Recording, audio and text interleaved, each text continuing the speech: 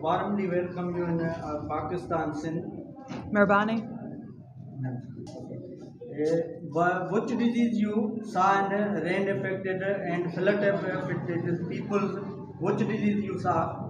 Kindly tell us that. First of all, thank you so much for the warm welcome to Makim Diary with Per Sanula, a collaborative, excellent camp with GRP and UCF, UK.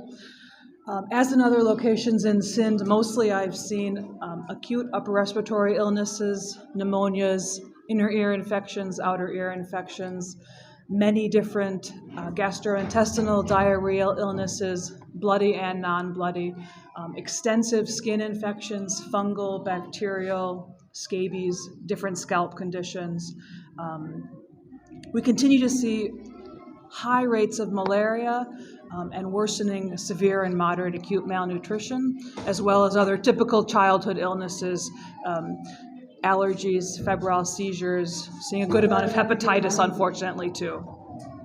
How we care these diseases? How we care? Tell me. What do I do? Care. How do I do? This type of disease.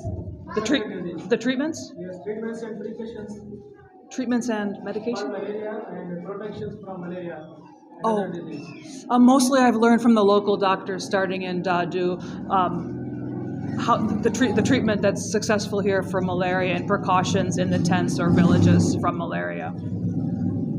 Which medicine is present here?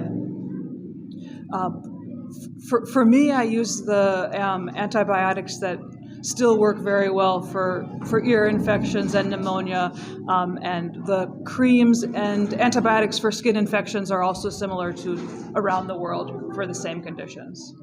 Thank you.